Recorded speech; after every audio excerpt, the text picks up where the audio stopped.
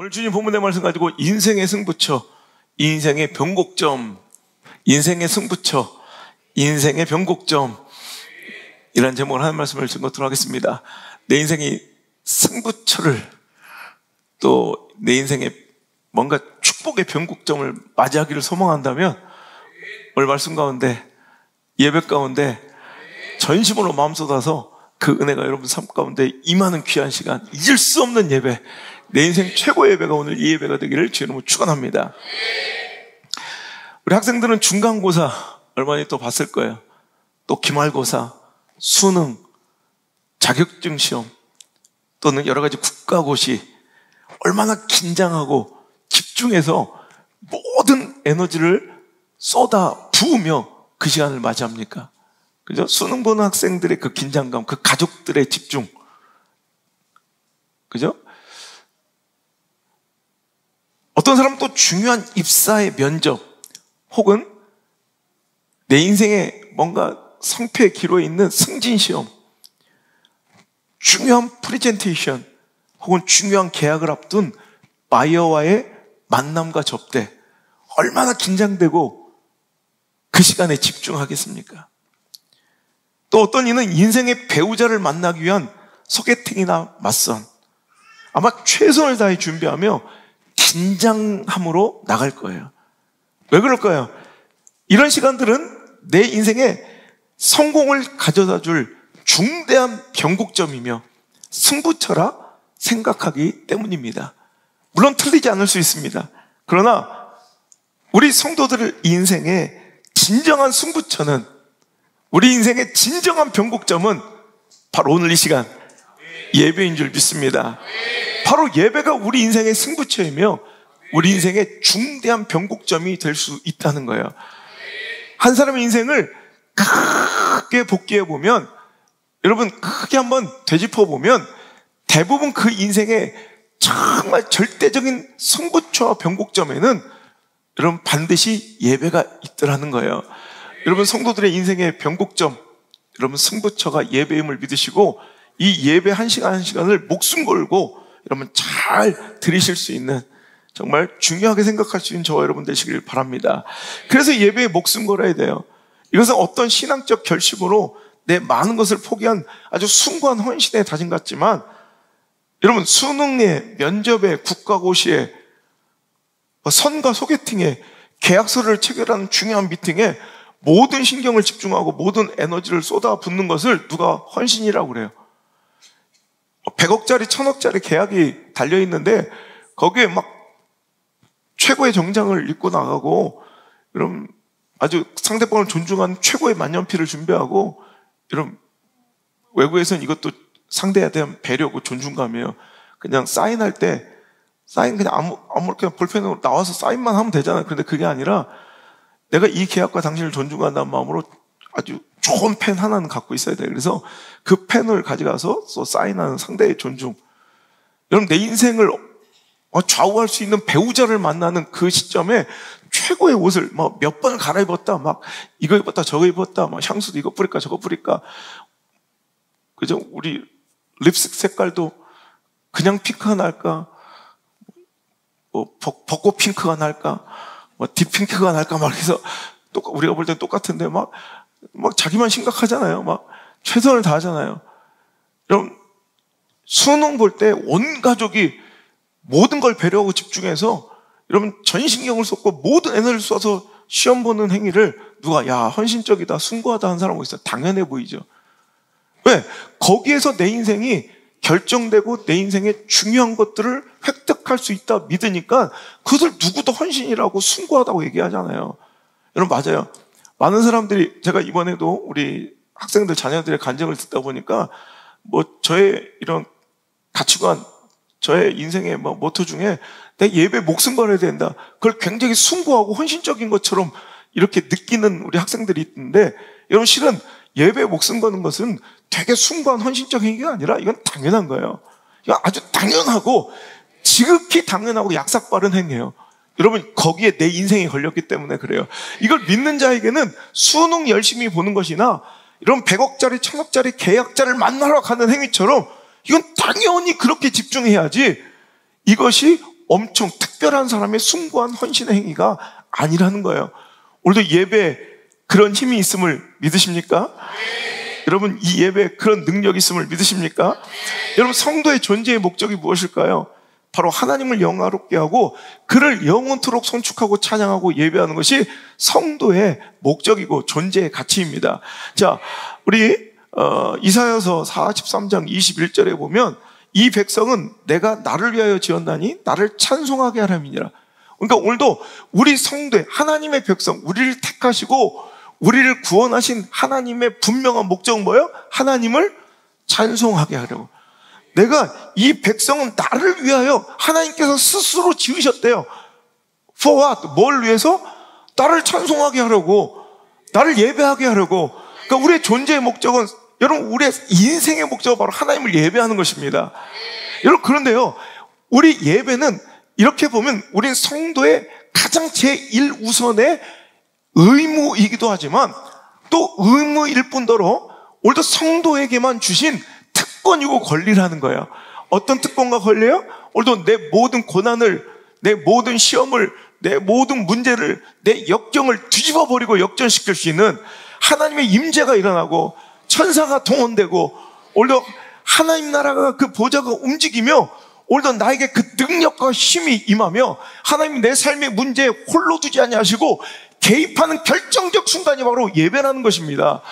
자, 오늘 이사야서 43장 21절에 이 백성은 내가 나를 위하여 지었고 나를 찬송하게 하려, 이건 성도의 의무이기도 하지만, 자, 43장 11절 저 앞쪽으로 가보면 나 곧 나는 여호와라, 나 외에는 구원자가 없느니라. 아멘. 18절에 보면 너희는 이전 일을 기억하지 말며 옛날 일을 생각하지 말라. 보라, 내가 새 일을 행하리니 이제 나타낼 것이라. 너희가 그것을 알지 못하겠느냐? 반드시 내가 광야에서 길을 내며 사막에서 강을 낼 것이다. 약속해 주셨습니다. 여러분, 예배는요, 오늘도 성도의 의무이기도 하지만 실은 성도의 누려야 될 특권이기도 하다는 거예요. 여러분, 예배는 우리가 반드시 하나님께 목숨 걸고 드려야 될 사명이기도 하지만 예배를 통해서 우리는 하나님의 능력과 은혜를 공급받는 가장 귀한 통로라는 것을 기억하고, 여러분, 예배 가운데 은혜 받으시길 바라고, 예배 가운데 능력 받으시길 바라고, 그 예배는 드림과 받음이 있어야 돼요. 우리는 예배 시간에 나의 마음을 들여 헌신, 그리고 나의 몸을 들여 헌신, 그리고 헌물, 나의 가장 좋은 물질을 드려야 돼요. 하나님께 드려야 돼요. 또 시간을 드려야 돼요.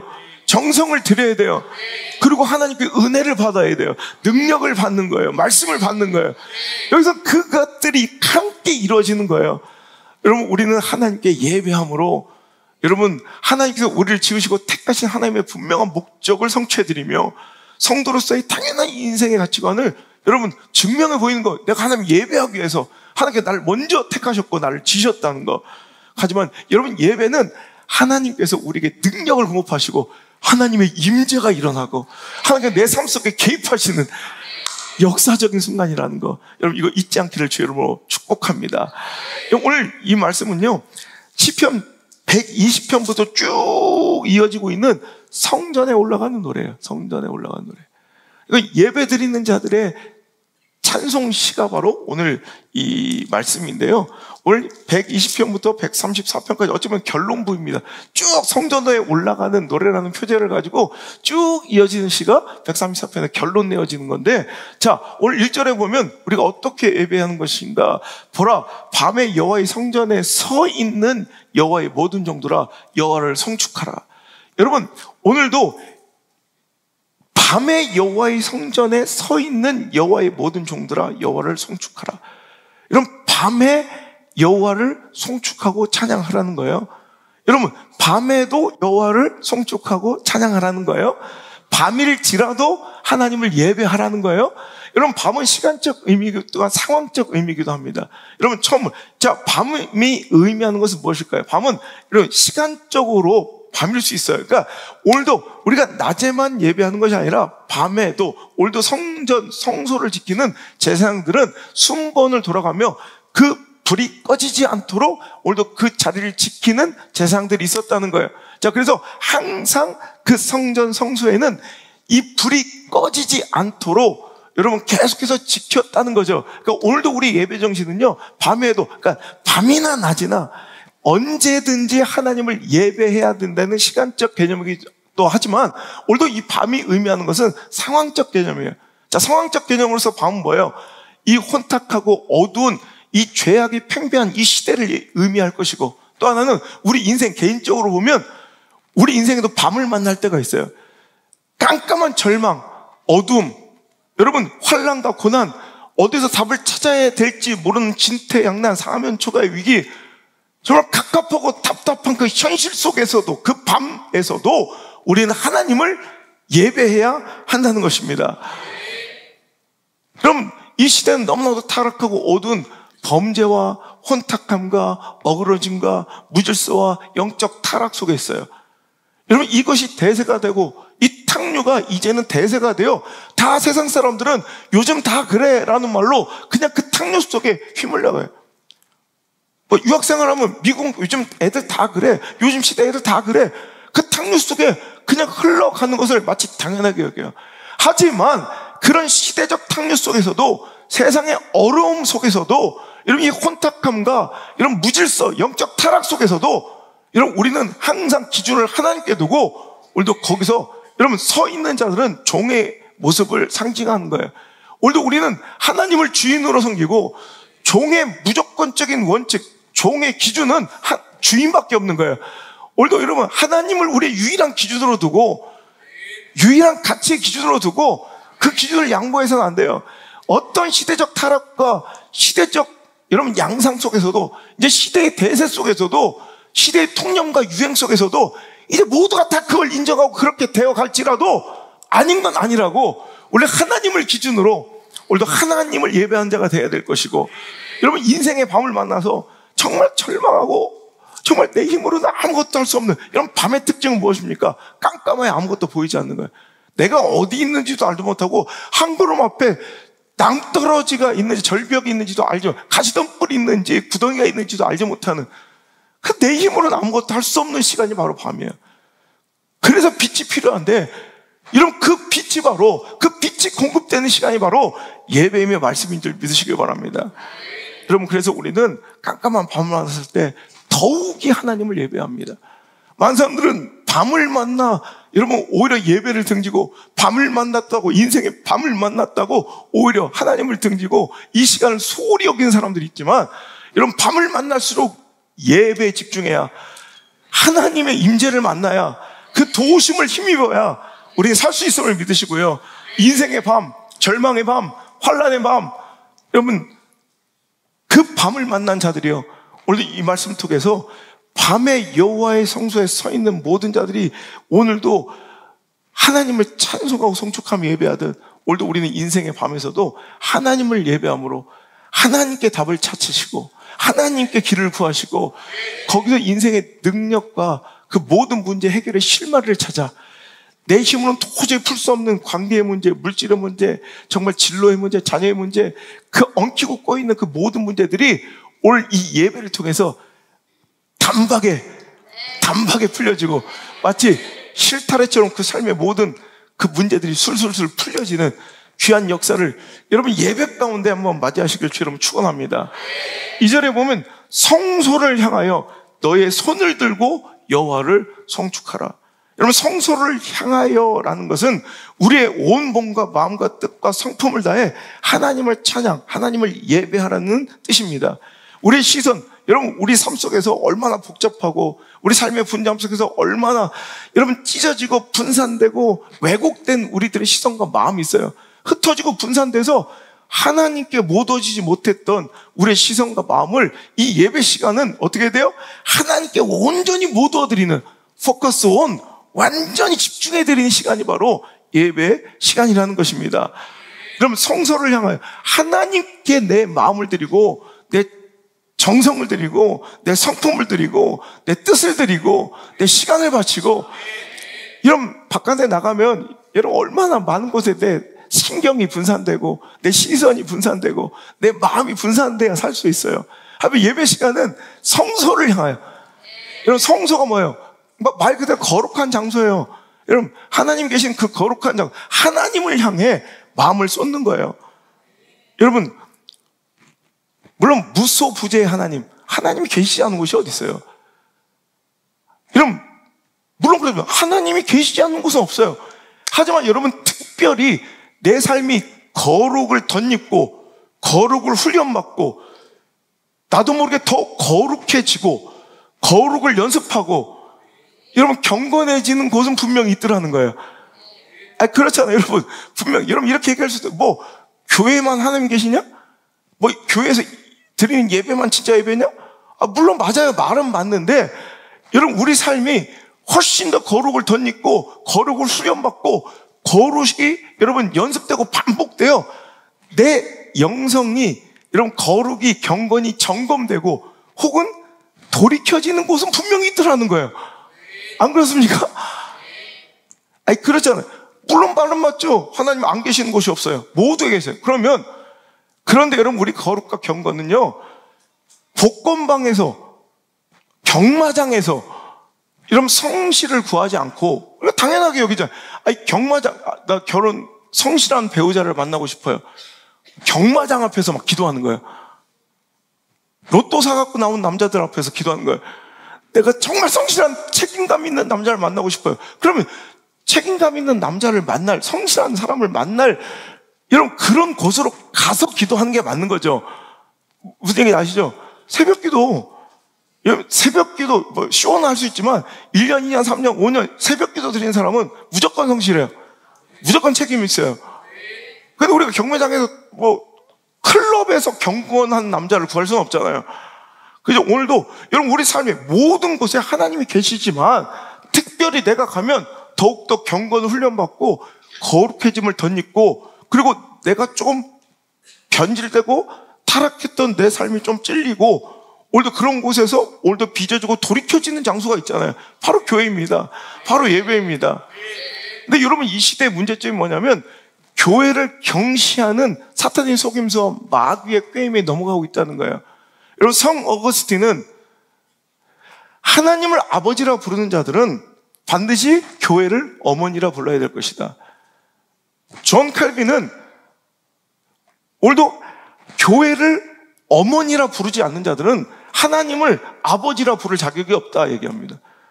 여러분 교회를 무시하는, 그러니까 요즘에 유럽 가운데 미주 지역 가운데 교회가 완전히 쇠락하고 문을 닫아가고 여러분 그 거대했던 여러분 무너지지 않을 것 같던 교회들이 단박에 무너져 여러분 팔려가고 여러분 스트릿바로 이슬람 사원으로 막 우리나라에도 지금 이런 일들이 막 벌어지고 있죠. 여러분 가장 이 시대에 무서운 마귀의 꼬임과 사탄의 속임수는 뭐냐면 야 그냥 너 어디서는 하나님 믿고 예배하면 돼. 물론 맞는 말인 것 같지만 여러분 어제도 얘기했죠. 사탄은 항상 아주 간사한 신학자로 우리를 꿰어낸다는 거예요. 우리가 말씀을 살짝 변형시키고 말씀의 참된 의미를 변질시켜서 우리를 스스로 무너지도록 만드는 아주 사악한 신학자가 바로 마귀 새끼라는 거예요. 무소부재의 하나님이 계시지만 여러분 불타오르는 장작더미 가운데 여러분 영원히 탈 것 같아요. 하지만 그 장작더미에 불타고 있는 꺼지지 않는 그 장작더미를 꺼내놓으면 불과 몇 초 만에 시커먼 숯덩이 돼요. 여러분 우리가 모일 때 힘이 있고요. 그래서 하나님께서는 우리의 체질을 아시고 친히 하나님께서 세우신 조직 공동체는 가정과 교회밖에 없어요. 하나님께서 우리에게 꼭 필요하다 생각하니까 우리에게 허락하신 귀한 교회 공동체라는 거예요. 그 성소를 하나님의 거룩한 곳, 그 곳을 향해 우리도 손을 들고 예배해야 돼. 손을 들고. 우리 여러분 우리는 항상 거룩을 지향해야 돼요. 하나님을 지향해야 돼요. 자꾸 하나님을 등지고 세상을 지향하면서 거기서도 하나님을 만나겠다 착각해서는 안 돼요. 그죠? 내가 얼마 전에 한 분이 상담을 왔어요. 믿지 않는 사람과 결혼 하는 것을 두고 갈등해. 이미 갈등하는 것 자체가 나는 당신 이미 답을 알고 있다. 근데 믿지 않는 이 사람 결혼해서 내가 오히려 복음을 전하자면 그래서 결혼이 선교냐 그랬어요. 결혼은 그럼 가서 평생을 주일 성수하는 거, 겨우 11조 하는 거, 꾸역꾸역 교회 다닌 것으로 만족할 거예요. 진짜 영적 결의 갖고 함께 만나 뜨겁게 불타서 하나님 나라 그 뜻을 위하여 그냥 마음껏 쓰임 받을 수 있는 그 선교, 그리고 나서 부부가 같이 가족이 선교를 해야지. 인생을 보고 선교 한 명 하냐, 3명? 말이 안 되잖아요. 여러분, 오늘도 여러분, 우리는 자꾸 내가 거룩해질, 내 영성이 더 경건해질 이런 곳을 우린 지향하며 살아야 돼요. 마귀의 속임수는 야, 어디에나 하나님 있어. 무소부재의 하나님이야.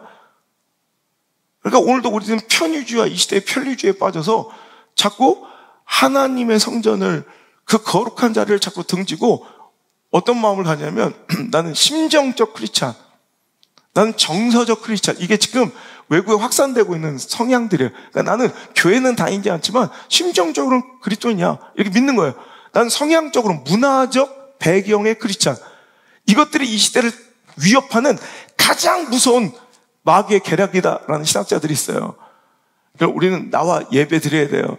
절대 교회 중심으로 신앙생활 하지 않는 사람은 그 신앙을 지켜낼 수가 없어요.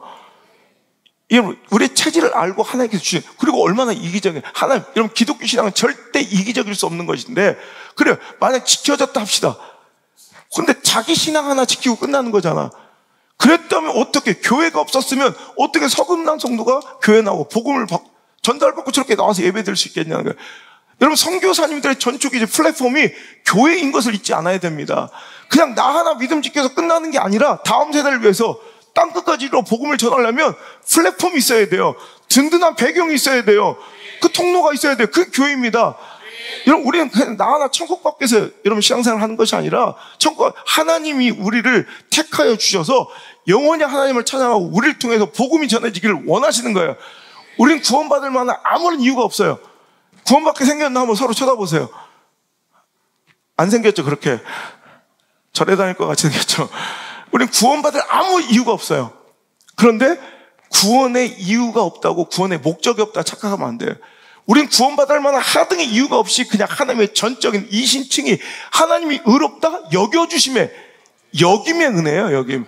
성도다워서가 아니라 의인다움의, 여러분, 권리가 아니라 하나님의 의인으로 여겨주신 여김의 은혜. 여러분, 오늘도 그 여김의 은혜로 우리가 여기 있다고요. 할렐루야. 그런데 여러분, 구원의 이유가 없다고, 구원의 목적이 없다 착각하시면 안 돼요. 우리는 구원엔 아무 이유가 없지만 우리를 구원하신 목적은 있으니 우리를 통해 예배받기를 원하시고, 아까 읽었잖아요. 그리고 우리를 통해 복음이 전달돼야 돼요. 그래서 교회가 소중한 거예요. 여러분, 열왕기상 9장, 열왕기상 8장에 보면 22절에 솔로몬이 여호와의 제단 앞에서 이스라엘 온 회중과 마주서서 하늘을 향하여 손을 펴고 이르되 이스라엘의 하나님 여호와여, 위로 하늘과 아래로 땅에 주와 같은 신이 없나이다. 주께서는 온 마음으로 주의 앞에 행하는 종들에게 언약을 지키시고 은혜를 베푸시나이다.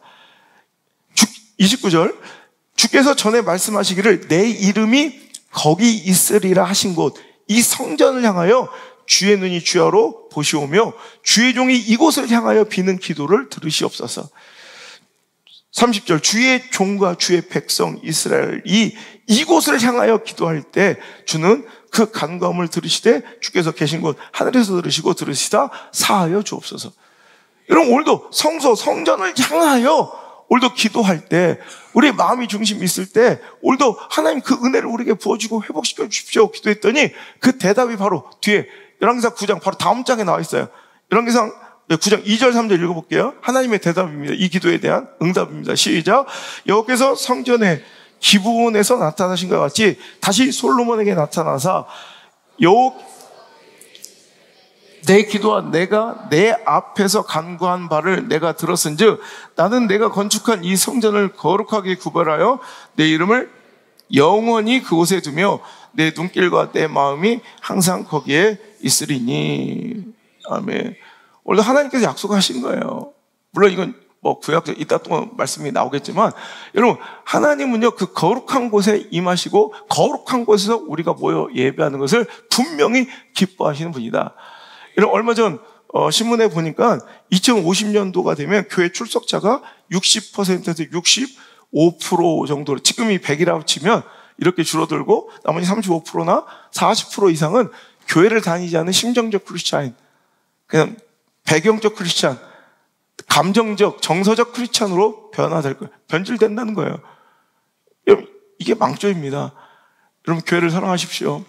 주님이 계시는, 그러니까 거룩함을 덧입고 거룩을 훈련받을 수 있는 곳은 분명히 있다는 거예요. 하나님 무소부재이시지만 오늘도 타락한 이 세상 속에서도 거룩하게 구별되어 내가 가면 거룩해지고 뭔가 경건해지고 그 경건을 훈련받고 거룩이 연습되고 반복되어 거룩을 자꾸 경건을 자꾸 덧입는 곳에 내 가정과 내 인생과 자녀들을 둬야지. 여러분, 이 망할 놈의 시대의 꾀임에 사탄의 속임수에 넘어가 오늘도 자꾸 여러분 망할 자리에 여러분 그 경건과 반대되고 거룩과 반대되는 자리에서도 하나님을 찾겠다라고 주장하며 오늘도 영적 편리주의와 편리주의에 빠져서 오늘도 교회를 등한시하는 그런 안타까운 여러분 망함과 패배가 여러분 예상되는 그런 도박 같은 삶을 살지 않는 우리 참된 크리스찬 되시길 여러분 축복합니다. 성소를 향해 하나님을 향해 전적으로 예배, 하나님을 지향하는 거룩을 지향하는 그런 멋진 성도를 되셔야 되고, 그렇게 우리가 성소를 향하여 예배할 때 손을 들고 손을 두고 주님을 성축하래요. 우리도 아까 손 들었는데 손을 든다는 것은 뭐 육체적 손만 드는 것이 아니라 이런 항복의 자세입니다. 그리고 기도의 자세입니다. 그리고 환영하고 영광을 돌린다는 이런 표현입니다. 그렇죠? 오늘도 손을 들고 찬양하는 것은 한마디로 하나님을 나의 주인, 나의 왕으로 절대적인 위치를 인정하는 것이고, 나는 하나님의 종으로서 그 앞에 낮은 자리에 있음을 인정하는 것입니다. 그렇게 하나님을 향해 손을 든다는 것은 하나님만을 이제 전적으로 의지하며 하나님을 전적으로 높이고 오직 하나님께만 전적으로 예배할 것을 하나님 앞에 온전히 헌신하겠다는 내적 결정이며 외적인 다짐과 표현이 바로 손을 드는 거예요. 그래서 여러분, 자꾸 저도 우리 아버지 목회하실 때, 어렸을 때 보면 막 자꾸 뭐 시키는 게 일어나라, 앉아라, 손 들어라. 너무 짜증이 나는 거예요. 이거 직업병 목사들의. 이렇게 생각을 했어요. 근데 여러분, 그게 아니더만요. 여러분, 예배 가운데 손을 들어, 일어나, 이것은 나를 깨트리는 거예요, 자꾸. 항복시키는 거예요. 이거 죽어도 못하는 사람들이 있어요. 이거 하나님을 전적으로 여러분 의지하고 그 앞에서 당신은 나의 왕이십니다. 나의 주인입니다. 나는 그 아래에 있습니다. 전적 영적 항복이 일어나지 않은 사람들은 못 들어요, 이거. 절대 못 들어요. 그래서 요즘엔 잘하는데 옛날에 시작할 때 막 춤추고 시작해서 경상도에서 50 넘은 남자들이 춤춘다는 것은 이제 죽을 때가 다 되었거나 노망이 들은 것밖에 없어요. 근데 시키는 거예요. 깨트리는 거예요. 내 자아를 깨트리는 거예요. 내 자아가 없어지는 작업이에요. 자꾸 하셔야 돼요. 전적인 항복이에요. 주님을 환영하는 거예요. 주님이 나의 왕이심에 나의 주인심을 인정하고 이제 전폭적으로 하나님만 의지할 것이고 하나님만 전적으로 높이고 오직 하나님께만 찬송 드리겠다는 내 내적인 결정의 외적인 표현이 바로 손을 드는 거예요. 그럼 여러분, 육적인 손만 들 것이 아니라 그럼 그 마음으로 예배해야 된다는 거죠. 오늘도 우리가 예배할 때는 내 자아가 박살나고 이제 하나님 앞에 나는 죽었습니다. 예배는 내가 죽는 것이지 살아 날뛰는 것이 아니라고요. 근데 예배 은혜와 성령의 강림이 없는 이유, 여러분 하나님의 인재와 여러분 영적 진동이 없는 이유가 뭔지 알아요? 살아 날뛰니까 그래요. 여러분 살아 날뛰는 거예요. 자아가 살아 날뛰고 정치가 살아 날뛰고 관계가 살아 날뛰고 감정이 살아 날뛰는 곳에 은혜가 있던가요? 절대 없어요. 하나님 그런 곳에 절대 임하지 않아요. 산산이 조각나고 깨져야 임하세요. 내가 죽어야 임하세요. 여러분 내가 산재물이에요. 내가 죽어드리는 거예요. 근데 어디 감정이 날뛰어? 어찌 관계질이 날뛰어? 어찌 내 사고와 경험이 날뛰어? 여러분 반쯤 살아있는, 내가 항상 얘기하잖아요. 죽으려면 확 죽어야지. 지금 죽은 것도 아니고 산 것도 아니고 이럴 때가 제일 징그럽다고. 물고기가 살아있을 때는 귀엽잖아요. 그리고 완전히 죽었을 때는 맛있잖아요. 그러잖아. 그죠? 회를 떴어. 살아있을 땐 이뻐요.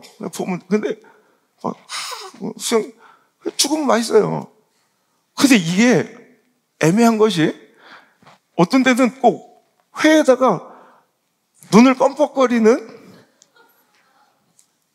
그 본체 위에 살을 떠서 거기다 얹어놓으면 얘는 살았고 몸은 죽어 있잖아. 이걸 먹어야 되니까 어우씨, 걔가 나를 이렇게 보면서 이렇게 눈을 이렇게 막 하면 너 정말 먹을 거야? 막 이러면 막 미치겠어요. 못 먹겠어요. 막 징그러. 이렇게 죽은 것도 아니고 사는 것도 아닐 때가 제일 애매하고 징그러요. 죽으라면 죽고 살라면 살고. 뭘 아멘이에요. 죽어야지 그냥 벌써. 내가 얘기했죠. 내가 지금까지 평생 살아면 제일 징그러운 장면. 우리 초등학교, 구매학교 4학년 때 내가 키우던 강아지 제3남성교회에서 진짜 그래요. 초복은 1남성교회가 개를 잡아요. 중복은 2남성교회가 개를 잡아요. 말복은 드디어 가장 경건한 3남성교회가 와서 개를 잡아요. 나는 왜 여성교회, 남성교회에 대해서 그 본질적 의무를 자꾸 확인하는 이유가, 여러분, 여성교회는 뭐 하는데요? 일단 여자들이 모여 뭐 하는 거예요? 성교하는데요. 그죠? 여자들이 모여 서열 썸질하는 데가 아니고, 남성교회는 뭐예요? 일단 남자들이 모여 성교하는 거예요. 여전도회는 뭐예요? 어려운 질문이에요. 여자들이 모여 전도하는 거예요. 남전도회는 남자들이 모여 전도하면 돼요. 근데 그걸 안 해. 근데 조직은 있어. 근데 아무것도 안 해. 난 지하 조직인 줄 알았어요. 아버지 목회 현장에서 우리 안봉규 씨는 그런 걸 못했어요. 그 남성교회가 내가 지금까지 살아 생전 남성교회가 어떤 활동을 하는 건, 성교적 활동을 하는 건 난 한 번도 본 적이 없어요. 단언컨대 지하 조직인 줄 알았어요. 근데 그들이 정체를 딱 드러내. 1년에 3차례 복날. 부활절은 언제인지도 몰라요. 남성교회 물어봐. 내년 부활절 언제요? 몰라. 그죠? 부활절은 언제인지 모르는데 복날은 기가 막히게 꿰차고 있어요. 그래서 복날은 절대 놓치지 않아. 그래서 난 어렸을 때 남성교회는 복날에 개 잡는 부서인 줄 알았어요. 그래가지고 이 남성교회가 지들 개를 잡든지 내가 키운 강아지를, 누렁이를 꼭 잡아. 교회 뒷산에 올라가서. 나 그럼 어릴 때도 막 너무 화가 나서 막 강집사 나쁜 놈 막 쫓아가 그랬다. 어릴 때 집사님들 맨날 가서 내 개를 잡으니까 히덕거리 먹고 막 너무 어느 날 우리 순둥이가 나무에 매달려 토치에 찢어지고 막 두드려서 철사에 매가지고 나무에 매달아서 막 개를 잡다가 그 철사가 뚝 끊어진 거야. 그래서 그 채로 이쪽 면은 완전히 털이 싹 그실렀어. 눈알은 하나가 이렇게 튀어나왔어. 그 채로 도망쳐서 내가 막 울고 있는데 나한테 막 달려온 거야, 살아서. 근데 엄마야! 그러고 도망갔어. 여러분, 이건 죽은 것도 아니고 산 것도 아니야. 그럼 징그러. 근데 여기 징그러운 것들 많아. 저건 산 거예요. 죽은 거예요. 반쯤 살아서 날뛰면 징그러 죽겠어. 그러니까 하나님의 임재가 없는 거예요. 성령의 강림이 없는 거예요. 영적 진동이 없는 거야. 여러분, 죽어야 되는 곳이에요.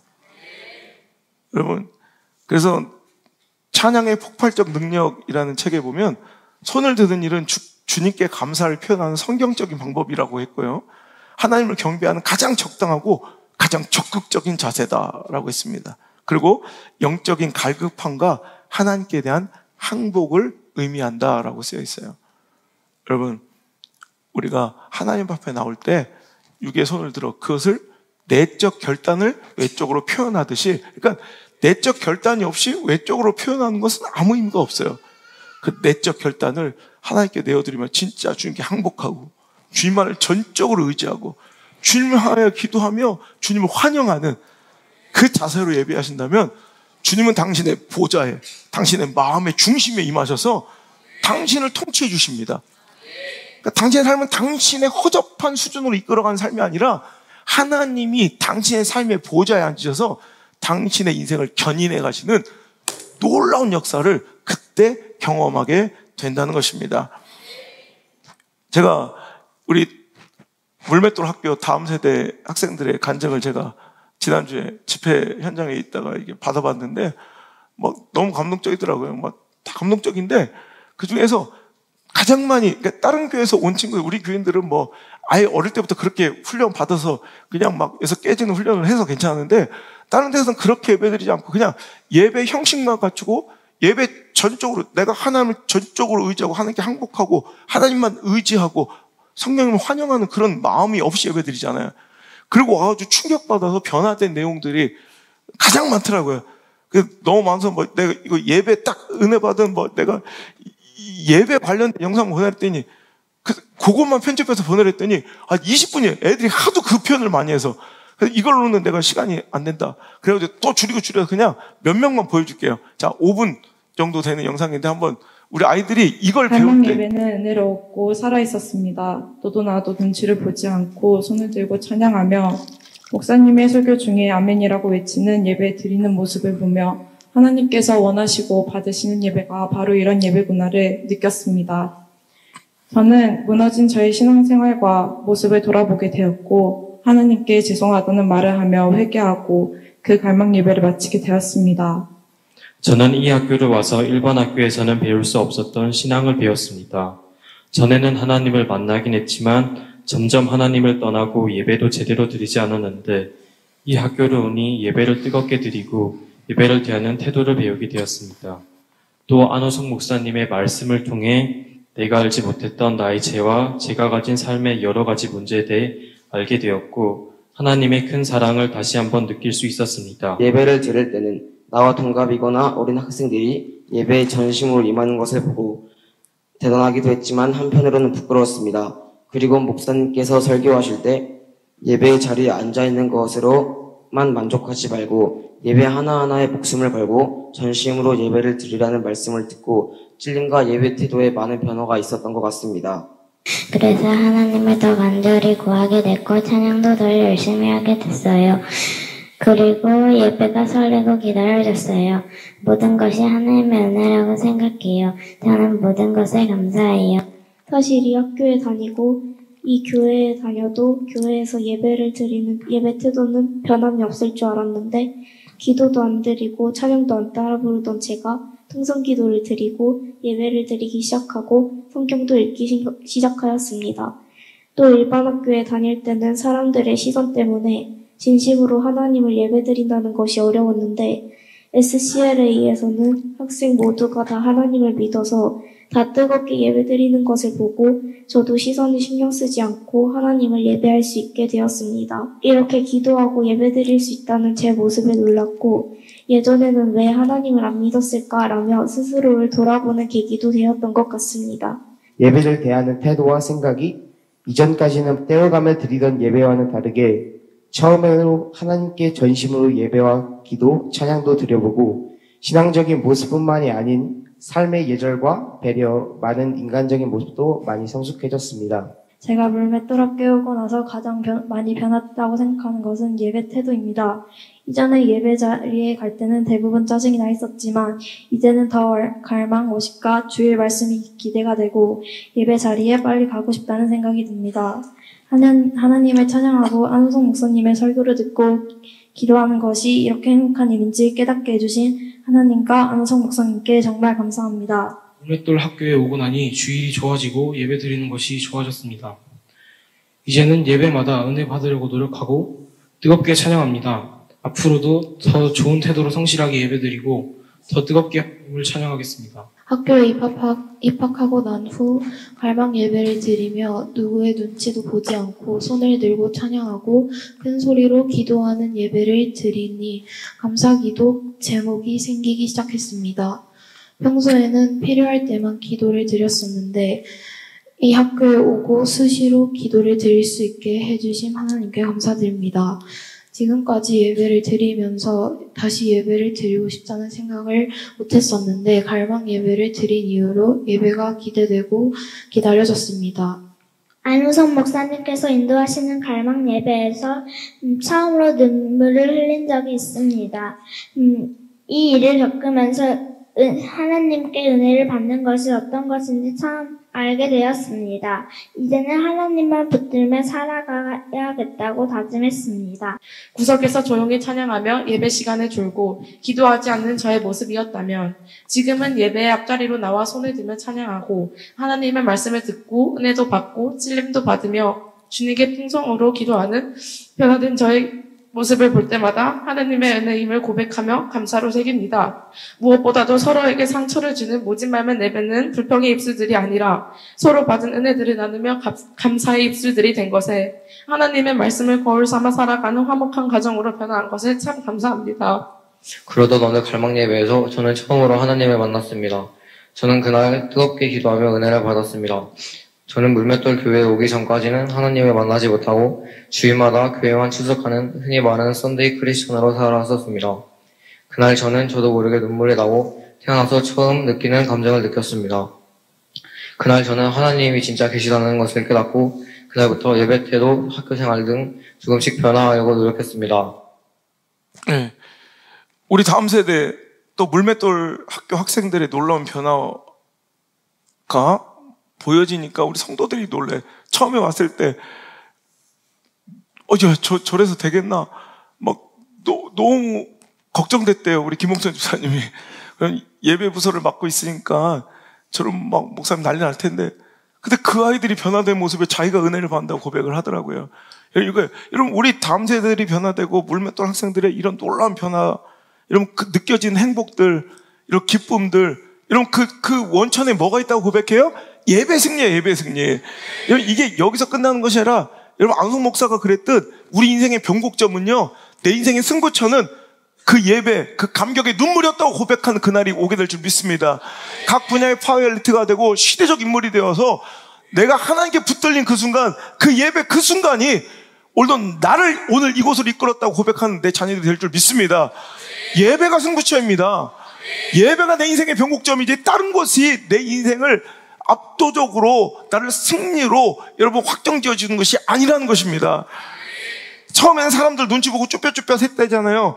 근데 우리 교회에서 예배를 드리면서 모두가 하나님께만 집중하고 손을 들고 눈물로 예배하는 것을 보고 자기도 이제 아무것도 보이지 않아. 하나님께만 집중하고 예배 드는 거, 이게 성소를 향해 손을 드는 예배예요. 하나님을 지향하고 하나님께만 집중하고 온전히 온 마음을 쏟아 하나님만 예배하는, 여러분 그 예배가 바로 저들의 예배가 되자 인생이 변하고요. 여러분 그러니까 그 아이들이 좋은 대학에 가고 이렇게 변화가 되는 이유는 여러분 뭐 잘 가르쳐서가 아니라 예배를 만났기 때문에 그래요. 하나님의 임재를 느꼈기 때문에 그래요.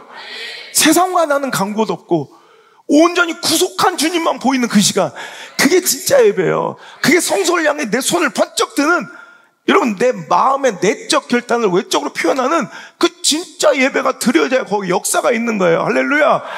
그 예배가 나의 예배가 되길 바랍니다. 근데 우리의 예배의 실패는 뭐예요? 거꾸로 생각하면 돼. 하나님 중심, 하나님께 집중되고 하나님을 지향하지 않았어요. 인간 중심이야. 그리고 사람 관계에 빠져서 오늘도 내가 주님께 전적으로 항복하지 않고 나를 오늘도 하나님 앞에 항복하지 않고 내 뜻을 관철시키려고 요구하는 예배, 이건 예배가 아니거든. 그래서 우리 이게 예배인 줄 알아요. 여러분 지난번도 많이 얘기했지만 저는 가장 좋아하는 이런 목회자 사역자 중에 하나가 웨일즈의 부흥의 주역이었던 이 이반 로버츠, 여러분 기억나시죠? 웨일즈를 부흥으로 불두관으로 이끌었던 이반 로버츠라는 사람은요, 이런 목사가 되어 역사를 하나님의 역사의 주인공이 되고 써내려갔던 것도 맞지만, 그는 12살짜리가 너무너무 가난해서 12살부터 탄광의 광부로 일할 정도로 어려운 형편 중에서도요, 13살부터 갑자기 그는 왜 교회에 능력이 없을까? 어른들 보니까 이건 한심한 거야. 그 13살짜리 눈으로 볼 때 교회를 보니까 한심한 거야. 여러분 그 13살짜리 이반 로버츠의 눈에 비쳤던 그 한심한 웨일즈의 교회가 지금 조국교회의 현실인 걸 여러분 아셔야 합니다. 내 모습인 걸 아셔야 합니다. 우리 시대, 여러분 부모 세대의 신앙인 걸 아셔야 합니다. 부끄러운 줄 아셔야 돼요. 왜 교회는 하나님의 전권 대사인데도 불구하고 하나님의 능력이 없이 세상에 굽시굽시 비굴하게 살아갈까? 왜 목사는 당당하지 못할까? 왜 성도는 세상에서 비굴하게 오늘도 하나님의 능력에 정권돼서 살아가지 못할까? 그의 결론은, 13살짜리 결론은 하나님 임재를 못 만나고 성령의 강림을 경험하지 못해서다. 13살짜리의 결론이에요. 그래서 그는 13살 때부터 유일한 기도 제목이 성령이여 나를 충만케 하옵소서, 성령의 강림을, 성령의 임재를 기도하며 매일 저녁 기도를, 그 탄광의 광부로 일했던 이반 로버츠 12살 때부터 13살 그날부터 13살짜리가 1.6km 떨어져 있는 그 기도처소로 매일 밤 드려진 밤기도회로 하루도 한 번도 빠지지 않고 무려 13년을 다녀요. 13년을 하루도 안 빠지고. 왜?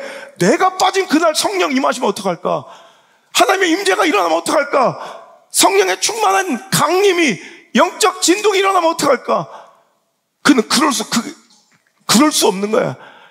탄광 일을 마치고 1.6km를 그 밤에 걸어가서 하루도 빠지지 않고 성령의 임재와 충만함을, 그래서 우리가 그 성령의 강림과 임재를 받아서 하나님의 정권 대사로서, 하나님의 정권 대사로서 교회가 교회 역할을 감당하며 불신앙과 세상 앞에 비굴하고 타협하고 비실비실한 가짜 신앙들 말고,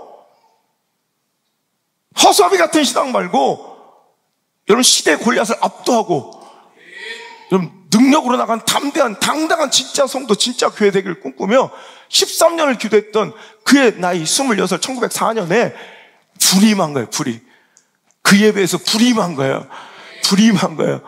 그 마치 벽난로 앞에 놓은 양초 마냥 자기 심령이 완전히 그분 앞에 녹아지는 것을 경험하고, 그가 내뱉은 성령의 충만함과 그 강림 앞에 그가 내뱉은 첫 마디는 주여 나를 굴복시켜 주옵소서, 주여 나를 굴복시키소서, 주여 나를 굴복시키소서. 진짜 예배는 이거예요. 하나님께 항복하고 주님을 전적으로 의지하는 거. 내 뜻과 의지와 내 계산과 스케줄 하나님께 관철시키려고 요구하는 내 감정과 내 경험을 의지하고 하나님 앞에 위에 서는 자가 아니라 오히려 주여 나를 굴복시켜 주옵소서. 그때부터 그는 성령의 강한 임재와, 여러분 이 성령의 강림 가운데 하나님의 임재를 느끼며 웨일 동에서 석, 북에서 남, 땅끝에서 땅끝까지 하나님의 구원의 역사와 예수 그리스도의 십자가의 사랑을 전하지 않고는 참을 수 없는 충동을 느끼고요. 그냥 온 세상을 전하며, 여러분 돌아다니며 말씀을 전하고 복음을 전하고, 웨일즈의 그 엄청난 쓰나미 같은, 해일 같은, 놀라운 태풍 같은 부흥의 역사에 초석이 되고요. 웨일즈 부흥의 주역이 되었다는 거예요. 할렐루야. 이것입니다. 예배는 나를 굴복시키는 거지 내 뜻을 관철시키는 게 아닙니다. 예배는 하나님 앞에 항복하는 것이지 내 요구를 승낙받는 시간이 아닌 줄 믿으시길 바랍니다. 여러분 웨스트민스터, 여러분 대요리 문답 1번, 여러분 우리 신앙의 신조 첫 번째가 뭐예요?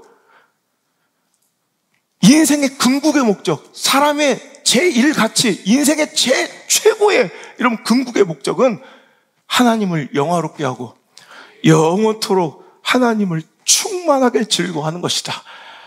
우리 인생의 궁극의 목적은요, 여기서 잘 먹고 잘 살라고 하나님 필요한 사람들이 아니라 하나님을 영화롭게 하기 위해서, 하나님의 영광을 위해 살고 싶어서. 그러니까 오늘 우리가 나온 예배는요, 오늘도 내 뜻을 알리기 위함이 아니라 하나님의 영광이 되고 영화로움이 되고 싶어 하나님의 뜻을 알아야 되잖아요.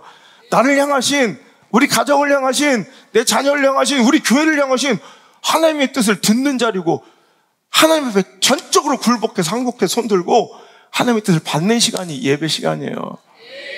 늘 얘기하면 은혜 받으러 나온 게 아니라 우리는 은혜 받았기 때문에 나와서 예배하는 거예요. 은혜 받으러 예배하는 것이 아니라 은혜 받았기에 예배하는 거예요. 그럼 그분 앞에 굴복함이 없으면 이건 절대 진짜 예배가 아니라는 거죠. 하나님 영화롭게 하고 하나님의 영광을 위한 진짜 하나님 말씀을 듣는 시간, 그 앞에 항복하고, 여러분 그냥 육의 팔만 뻗어올린 것이 아니라 하나님, 저는 하나님 앞에 항복합니다. 전적으로 하나님만 의지합니다. 당신만을 환영합니다. 내 안에 오셔서 나의 주인 되어 주옵소서. 예수는 나의 왕이십니다. 나의 주권자십니다. 나의 통치자십니다. 그리고 그 표현이 진짜 내 마음의 중심에 있어야 손드는 행위가 진짜 의미 있는 거예요. 그리고 그 마음이 있으면 여러분 손을 둘 수밖에 없는 것이고요. 이런 예배가 우리 앞에 드려지길 바랍니다. 성소 향해, 즉 전적으로 세상과 나의 갈등과 감정과 문제와 오늘 집에서부터 막 심각했던 나의 모든 답답했던 근심됐던 걱정거리들은 온데간데 없고 세상과 나의 감정, 나의 중심은 온데간데 없고 오직 구속의 주, 나를 구하신 주님만 보이는 천사들도 흠모할 만한 이 예배가 오늘 여러분의 예배인 줄 믿습니다. 세 번째로 3절 시작. 천지를 지으신 여호와께서 시온에서 내게 복을 주. 우리 하나님 어떤 분이야? 천지를 지으신 분이야. 말씀으로 천지 온 우주 이 만물을 창조하신 하나님. 무제한 내 능력, 이런 능력에 제한이 없으신 분이에요. 근데 역설적에도 하나님은 이런 무제한의 여러분 능력이 있는 분이지만 동시에 역설적으로 제한적인 또 능력을 펼치시는 분이에요. 오늘 그 말씀이 가장 분명하게 기록된 것이 3절이에요. 천지를 지으신 여호와께서 능력의 무제한이에요. 아니 온 우주 천하 만물을 만드신 분이 뭘 못 주시겠어, 그죠? 무제한의 능력. 그런데 어디에서? 시온에서 복을 주신다. 제한적이에요. 우리 하나님의 능력은 무제한이지만 동시에 역설적에 제한적인. 오늘도 하나님은 그냥 복불복으로 그 능력을 아무한테나 막 쏟아부으신 게 아니라 어디에서? 시온에서. 여러분 시온은 하나님의 지상거처. 즉 시온은 하나님께서 머무시는 장소. 여러분 그래서 시온은요 예루살렘의 별명이었어요. 그래서 유대민족은 1년에 3차례씩 시온 예루살렘에 모여 하나님 주신 복을 받기 위해 예루살렘으로 올라갔어요. 어디 있든지 간에. 구약에서 시온은 예루살렘입니다만 그런 장소에 제한적이 있었습니다만 현재 우리가 이 시대를 살고 있는 지금 시온은 어디입니까? 여러분 가시적으로는 아까 얘기해서 교회, 예배당입니다. 그런데 그 교회, 예배당 중시하고 어머니라고 불러야 되는데 물론 그런데 그 예배당, 교회의 핵심은 뭐예요? 가시적으로는 교회고 예배당을 지지만 그 교회와 예배당의 핵심은 뭐예요? 예수 그리스도예요. 그러니까 예수 그리스도가 그곳에 계시기 때문에 교회를 중시하고 하나님 아버지라고 부르는 사람들이 교회를 어머니라고 불러야지 예수님이 부재한 belong to Christ, 예수님 안에 있지 않은 교회는 여러분 교회일 수가 없다는 거예요. 여러분 보세요. 골로새서 1장 18절에 그는 몸인 교회의 머리시라. 그가 누구예요? 예수님이에요. 즉 교회의 핵심 뭐예요? 그 몸된 교회의 머리가 누구라고요? 예수님. 그가 근본이시에요. 할렐루야. 죽은 자들 가운데 먼저 나신 이시니 이는 친히 만물의 으뜸되려 하십니다. 즉 오늘도 교회의 핵심은 뭐예요? 예수님이세요. 그 예수님을 모신 곳이 교회이기에 가시적으로 보이는 예배당과 교회가 우리 성소가 될 수 있는 것이지. 여러분 예수님이 거하지 않는, 예수님이 중심이 되지 않는, 예수님이 머리 되지 않는 여러분 화려한 건물에 십자가가 500개가 붙고 교회 간판이 어떤 교단으로 붙었든 그건 교회가 될 수가 없다는 거예요. 그러니까 시온, 오늘의 시온의 의미는 예수님을 나의 통치자로 삼고 그분의 은혜를 전적으로 사모하여 그분이 역사하시는 통치의 공간이 다 시온이에요. 그리고 진정한 교회는 고린도전서 3장 16절의 말씀처럼 너희는 너희가 하나님의 성전인 것과 하나님의 성령이 너희 안에 계시는 것을 알지 못하느냐. 즉 오늘도 진짜 시온은 오늘도 교회, 예수님이 머리 되신 그곳, 내가 통치자 되신 하나님의 통치가 이루고 하나님의 통치가 이루어지는 그 하나님의 나라, 거기가 바로 시온이에요. 그러니까 오늘도 어떤 사람은 예배당 안에서 교회 생활 가운데는 하나님이 통치하시는데 사업의 영역에서는 하나님이 전혀 통치하지 않는 사람이 있어요. 내 사업장은 자기 주도적으로 자기 인본주의 경영 능력으로 이끌어간다면 거기는 하나님의 통치 자리, 하나님 나라가 아니에요. 하나님의 주권이 여러분 허용되고 하나님의 통치가 이루어지는 곳, 여러분 그곳이 바로 시온인 거예요. 그래서 오늘도 그런 마음으로 하나님을 주인으로 모신 내 마음에 보좌가 있다면 내가 있는 곳이 바로 성전이고 우리가 움직이는 모든 곳이 바로 교회라는 거예요. 할렐루야. 여러분 그러니 제가 늘 얘기하지만 내가 예수님을 주인 삼고 왕으로 모시며 그분의 통치가 내 삶 속에서 전적으로 일어나 내 죄가 발각되고 내 더러움이 악진한 내 인생에 하나님 앞에 경건하고 거룩하지 않음을 고백하며 눈물로 통회하고 엎드림이 있다면 저 집창촌 창녀들의 그 방 한 구덩이도 교회일 수 있는 거예요. 탄광촌 저 마지막 막장의 한 구석도 교회일 수 있는 거예요. 세상 사람들 손가락질한 저 교도소의 한 구석도 교회일 수가 있는 거예요. 하면 누가 와도 교회 이 건물에 십자가가 붙어있고 교회 표식들이 아무리 붙어있고 여러분 집 앞에 아무리 교패가 붙어있어도 정작 하나님의 통치가 이루어지지 않고 예수님을 머리 삼은 내 삶이 성전되지 못하는, 교회되지 못하는 삶을 살아가고 있다면, 즉 당신의 삶과 개인적인 인생 가운데 하나님이 개입하지 않고 임재가 일어나지 않고 있다면 여러분 그것은 아무 의미가 없는, 아무리 여러분 십자가를 500개 갖다 붙이고 교단을 어떤 교단을 갖고 여러분 아무리 교회 표식을 교회답게 건물을 지어도 여기 수많은 사람이 모여있어도 여기 교회가 아닐 거란 말이에요. 예수님이 주인 되시는, 예수님이 머리 되시는, 내가 그분을 나의 주인으로 모시고 그분이 내 삶의 전 영역에서 통치하시는, 정말 우리가 살아 움직이는 교회가 될 수 있기를, 여러분 우리가 움직이는 주님의 교회가 될 수 있기를 주님 축복합니다. 여러분 하나님의 가장 아름다운 이름, 하나님께 내가 한번 다음에 하나님의 이름 시리즈를 한번 할 건데, 하나님의 가장 아름다운 이름 중에 하나는 바로 임마누엘, 하나님이 우리와 함께 계신 거예요. 이 이름이 우리 입장에서 가장 아름다운, 우리와 함께 계신 하나님 임마누엘, 이게 가장 귀한 이름이에요. 이거보다 더 귀한 우리한테는 이름이 어디 있어요? 여러분 예배 모델은, 예배 모형은 여러분 처음에 하나님이 우리 인류와 함께 동행하시고 동거하시고 관계를 맺었던 공간이 어디예요? 에덴 동산. 에덴 동산이 예배의 모델이에요. 그것은 죄가 없었다. 그냥 하나님과 교제하고 관계하고, 여러분 그 행복이, 여러분 그냥 거기서 모든 것이 공급돼요. 하나님의 은혜로. 그런데 그 안에 죄가 들어간 거야. 내가 하나님 자리에 있는 거야. 내가 하나님처럼 되고자 한 거야. 여러분 지금 우리의 신앙의 타락과 교회의 타락의 모습이에요. 그래서 하나님은 그 에덴 동산에서 그를 쫓아내시고 그룹들, 천사들로 그 에덴 동산을 막으셨어요. 자, 그런데 하나님은 우리를 포기하지 못하세요. 우리를 목숨처럼 사랑하시니까. 할렐루야. 생명처럼 사랑하시니까. 여인이 어떻게 젖먹이 아이를 잊을 수 있겠으며 내 태에서 난 아이를 긍휼히 여기지 않을 수 있겠느냐. 혹시 그들은 잊을지라도 그렇지 못할지라도 나는 너를 잊지 못한다 하시는 하나님께서 우리 함께 계시고 싶은 거예요. 하나님 늘 우리 함께 계시길 원하세요. 근데 우리는 하나님과 관계를 스스로 단절된 자예요. 그러니까 구약시대는 하나님은 여러분 출애굽한 그들 백성들에게 성전을 만들기를 원하세요.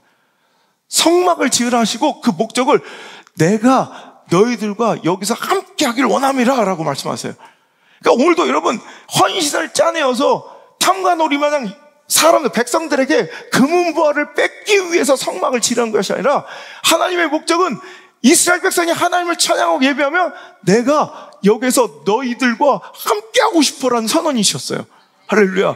그러니까 하나님은 이제 에덴 동산에서 하나님처럼 되길, 하나님 자리에 있길 원했던 자들을 쫓아내시고, 즉 예배가 막힌 거예요. 그래서 하나님 다시 문을 열으셨어요. 그래서 성막을 만드시고 이제 법궤, 하나님 말씀, 하나님 임재의 상징 위에가 속죄소, 뚜껑이 속죄소, 숙제소, 뚜껑, 법궤 안에 하나님 말씀 들어가죠. 하나님의 그 계명. 그러면 그 법궤를, 상자를 덮는 뚜껑이 속죄소야. 속죄소, 뚜껑의 이름이. 근데 그 속죄소를 이루는데 두 그룹, 천사 두 명, 뭐야, 천사 두 마리는 아니고 뭐야, 하여튼 두 분의 천사가 이렇게 날개를 이렇게 그 날개가 연하여 속죄소 뚜껑을 하고 여기에 이제 법궤가 있는 거예요. 이해가 되시죠? 그래서 이 뚜껑, 우리는 하나님의 율법으로는 죽을 수밖에 없어. 하나님께서 또 교제하고 우리 함께 하시기 위해서 율법을 주신 거예요. 그런데 그것을 이제 속죄소, 하나님의 은혜로 덮으시고, 그래서 이제 구름 날개 사이에. 그래서 거기는 아무나 들어갈 수 없어. 왜? 우리는 행위로서 구원받을 수 없어요.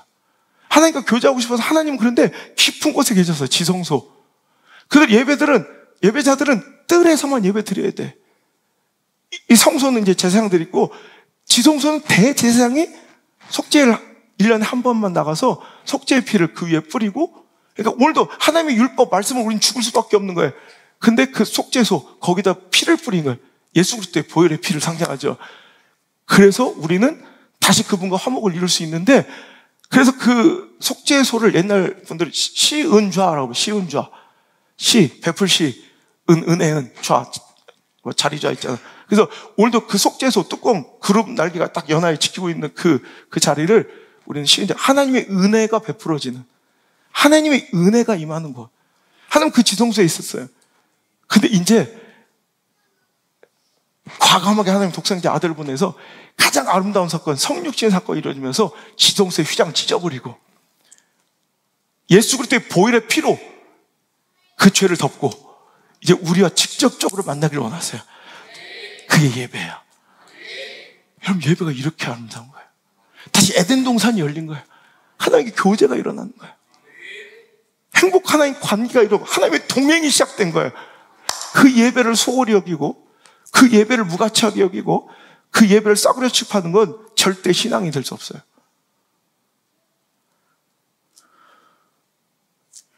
여러분, 우리는 시온을 확장해야 할 의무가 있는 사람들이에요. 시온은 하나님께서 복 주시는 곳이에요. 즉 하나님의 임재가 있고 하나님의 전적인 통치가 허용되는 하나님 나라. 그럼 우리는 그것을 확장시키는 것이 복이에요.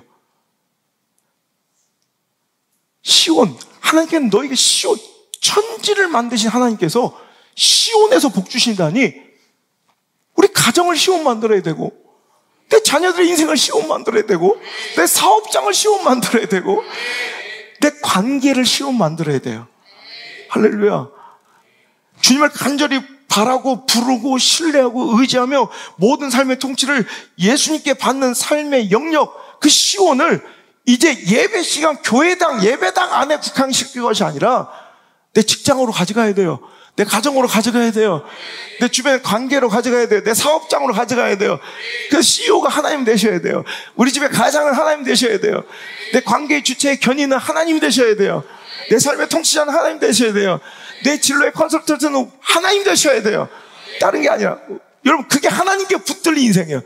우리 자녀들이 만났던 그 하나님은 하나님께 붙들리면, 즉 시온에서 무엇을 붙잡아도 승리한다. 복을 주신다. 그 시온을 확장시키는 것이, 여러분, 이게 복받은 인생이에요. 여러분, 제가 어떨 때는 여러분 막 이렇게 친하게 헐렁헐렁 지나다가 냉정해질 때가 있어요. 관계에서. 그죠? 경험해본 분들 있을 거예요. 우리 목사 때. 왜? 하나님의 통치가 이루어지지 않는 곳에, 여러분, 내 감정 관계가 주인되지 않고요, 하나님이 내 관계도 하나님 다스리셔서 친하잖아. 심지어 친하다가 하나님이 기뻐하지 않으면 저 관계하지 않아요. 경험해봤을 거예요. 내 관계는 내 감정으로 하지 않겠습니다요. 하나님이 내 관계도 지배하세요. 내 자녀들의 교육도 우리 하나님께 지배받아요. 하나님께서 이끄시는 대로. 하물며 우리 가족의 문제도 저 하나님께 지배받기를 원해요. 우리 부부간의 문제도 하나님께 지배받기를 원해요. 유일하게 딱 그 기준으로만 해요. 이런 시원을 확장시키세요. 그래 하나님께서 가정에 복을 주세요. 직장에 복을 주세요. 자녀들 인생에 복을 주세요. 왜 여기서만 복과 은혜를 받고 감동받고 나가서 여러분 그렇게 무능력하고 이런 비리비리한 인생, 그 처참하고 초라한 인생을 살려고 하냐. 여기서도 은혜 받고 직장에서도, 여러분 사업장에서도, 학업의 현장에서도, 가정에서도 여러분 하나님의 통치라는 하나님 복 주신 시온 돼야 되죠. 오직 하나님의 뜻대로 주 예수 그리스도가 왕이 되시고 통치자 되시며 일하셔서 나를 다루시는 모든 영역, 그 시온에서 정말 나에게 복 주시는 그 하나님을 만나는, 실패가 한 번도 없으신 그 하나님이 나를 통치하셔서, 여러분 내 삶의 영역을 시온 만들어 그분께 통치받는 가장 현명한 역사가 오늘부터 여러분 일어나길 바라고, 오늘 예배가 여러분 인생의 변곡점, 인생의 정말 멋진 승부처 되기를 주의 이름으로 소망합니다. 여러분, 우리가 지금 인생의 밤을 만났습니까? 그 밤에도 예배에 목숨 걸고 하나님 만나기를 사모하는 열정으로 하나님께 예배하고, 여러분 하나님을 지향하고, 여러분 예배드릴 기뻐하고 주님을 찾는 자들이 되셔야 돼요. 그래서 하나님께서 그런 자들에게 복을 주세요. 무가치하게 이 정도로도 예배드릴 수 있어라고 생각하면 그 가치대로 당신 사는 거예요. 하지만 이 예배는 내 목숨을 걸어도 아깝지 않은 가치로 대하면 하나님께 그 가치로 복을 주세요. 무이도란 섬에 마스코트가 된 얼마 전에 이름도 별로 유명하지도 않은 무이도 알아요? 무이도란 섬에 마스코트가 생겼어요. 초롱이라는 강아지예요. 왜냐하면 얼마 전부터 초롱이라는 개가 갑자기 집안에서 줄을 끊고 나와서 버스 정거장으로 해서 버스를 타는 거예요, 자꾸. 기사가 깜짝 놀라가지고 쫓아냈는데도 자꾸 버스를 타. 그래서 가만히 그것도 짖지도 않고 혼자 조용히 진짜 승객 마냥 돈만 안 될 뿐이지. 그리고 또 정거장 또 내려. 그리고 또 한참 또 이렇게 그 마을버스 왔다 갔다 또 정거장 기다렸다 문 열리면 또 타. 그리고 또 돌아와. 그 반복하니까 너무 신기하잖아요. 그래서 마스코트가 돼. 관광객들이 그 걔가 혼자 와가지고 딱 해서 마치 사람처럼 버스를 타. 딱 같은 정거장에서 내려. 그리고 한참 있다 또 타.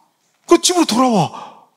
하루에도 5-6번씩 버스를 타고 왔다 갔다 해요. 5km 된 거리를 버스를 타고 왔다 갔다 해요. 그래서 원래 추적을 해봤더니 글쎄 5km 떨어진 어떤 곳에 저랑 너무 코드가 맞는 개가 한 마리 살고 있는 거야. 그 개를 너무 좋아해서 그 친구를 만나러 걸어가기 힘들고 관절이 약한 개야.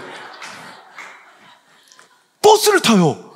근데 이 동물학자들이 그런데 개는 버스를 되게 무서워해. 왜? 그 진동이 소음이 우리는 알잖아. 이 진동 엔진 소리고 뭐 엔진의 진동음이다. 근데 개들은 그게 어디서 나오는 소리인지를 모르잖아요.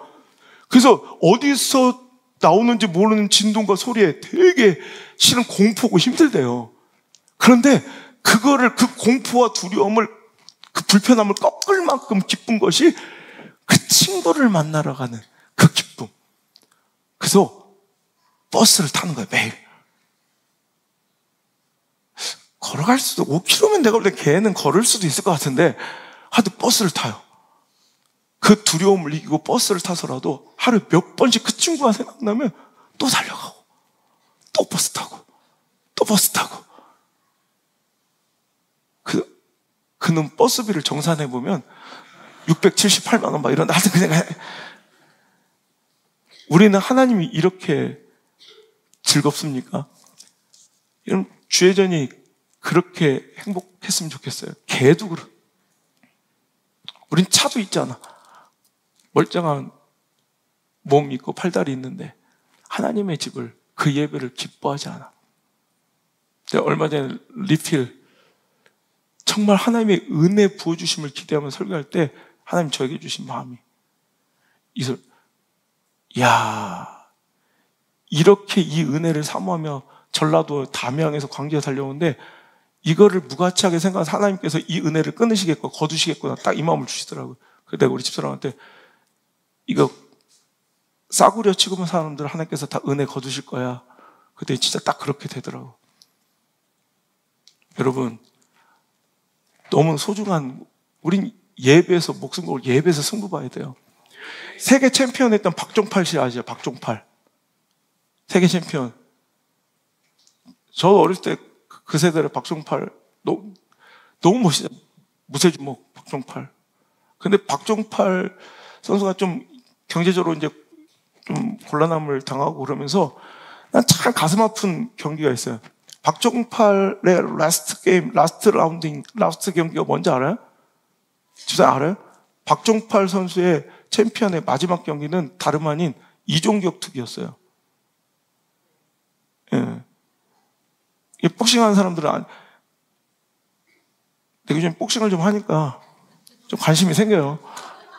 골프 끊으려고 이제 복싱으로 이제 가서 신인왕 할 건데, 여러분 이오필이라는 친구가 있어요. 진짜 라이벌인데 이오필이 원래는 박종팔보다 더 잘했어요. 아마추어 때는. 그래서 이 고교 시절에 3번 싸워서 이오필이 3번이나 다 이겼어요. 근데 프로에 나갔는데 문제는 거기서부터 프로에 나가니까 박종팔은 막 날기 시작하고 막 전승을 하며 세계 챔피언까지 오르는데 이 요필은 프로 무대 별반 족적도 남기지 못한 채 몇 게임 못 뛰고 다 박살나고 진 다음에 그냥 은퇴를 해요. 그러니까 그 안에는 평생 열등감이 있는 거예요. 그리고 평생 너무 열받는 이 질투심이 있었대요. 나보다도 실력이 자기 생각에 나보다도 못하는데 쟤는 저렇게 잘해요. 전 나보다 못했던 애인데. 근데 이 이우필 씨는 우리나라 한국 그러니까 이종격 투기의 거의 효시 같은 시조새 같은 분인데, 그래서 그 복싱 그 기반 베이스로 이종격 투기를 이렇게 했는데 박종팔 씨를 찾아와서 한번 우리 크게 흥왕을 한번 굉장히 많은 대전료를 치르면서 한번 붙자. 그래서 우리 팬들한테 서비스하자 이렇게 막 계속 간곡히 부탁하고 이제 박종팔은 계속 거절하는데도 계속 그렇게 그를 꼬셔요. 그래가지고 박종팔은 순수한 마음에 이제 이종격 투기 룰로 링에 서게, 그게 마지막 경기예요. 그때 이우필 선수는 처음에 약속했던 거와 다르게 가죽 신발을 신고 링에 올라와서, 이종격 격투기 선수가 이 로킥을 참으면 얼마나 큰 데미지인데 신발까지 신고 와서, 그러니까 박종팔, 그 천하의 박종팔이 하체가 무너지기 시작하는데 나중에 볼 수가 없어요. 그 막 처참함이. 그 딸들이 마지막 경기 보면서 펑펑 우는 장면이 나와요. 박종팔 씨 딸이. 저도 팬으로서 막 너무 가슴이 아파. 그 처참하게 무너져. 박종팔은 그 이후로 그것 때문에 다리가 골절돼서 수술하고 지금까지도 고생을 하고 있어요. 그 경기를 가장 후회하는 경기로 생각하고 있고 둘은 원수가 됐죠.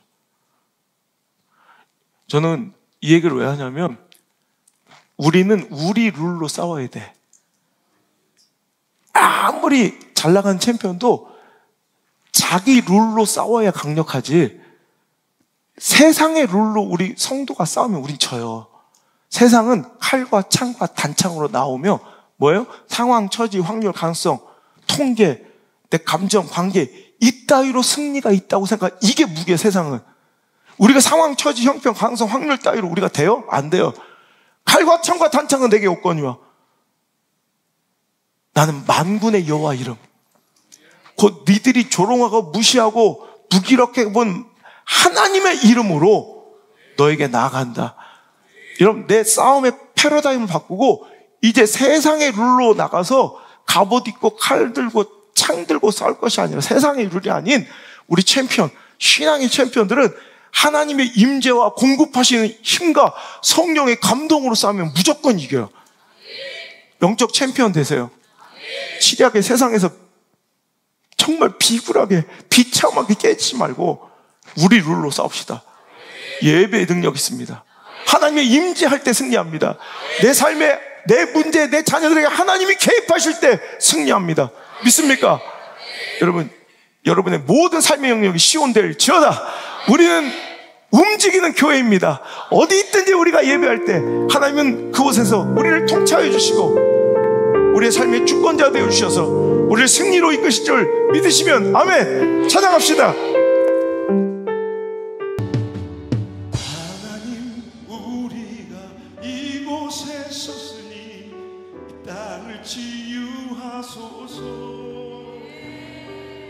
하나님, 우리가 어디에 있든지 주를 높이리다. 열방들아, 주님을 송축할지어다. 그 발 아래 입 맞추라. 영원한 통치자 주 예수 그리스도, 그는 위대하신 왕. 하나님, 우리가 이곳에 섰으니 치유하소서. 하나님, 우리가 어디에 있든지 주를 높이리라. 열방들아, 주님만 송축할지어다. 발 아래 입 맞추라. 영원한 통치자 주 예수 그리스도,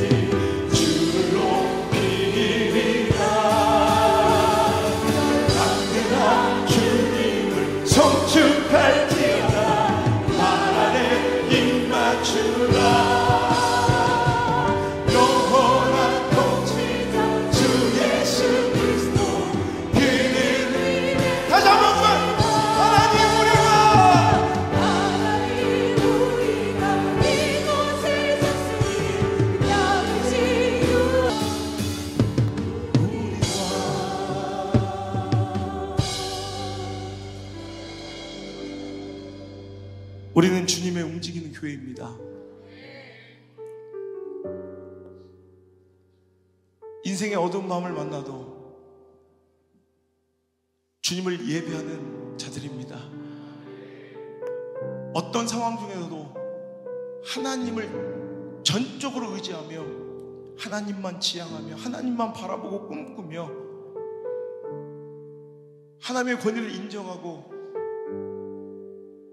항복하며 전폭적으로 하나님만을 의지하는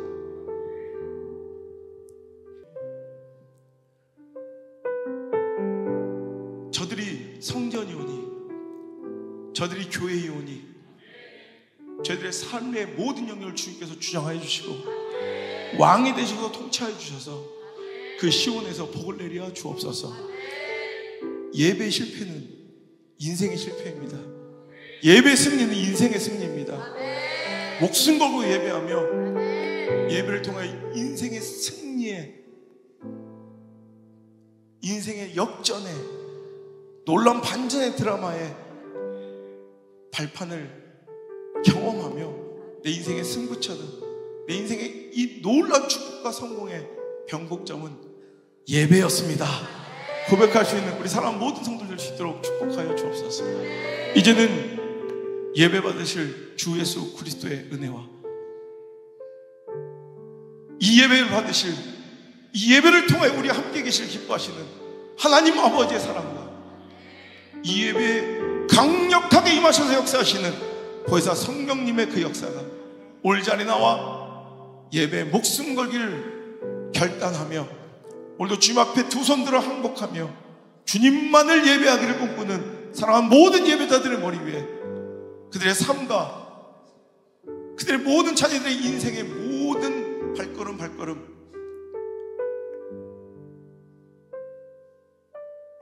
그 시온에서 함께 계시며 동행하시며 축복하시기를 1초도 떠나지 마시고 1초도 떠나지 마시고 함께 하시기를 간절히 또 간절히 축원하옵나이다. 아멘.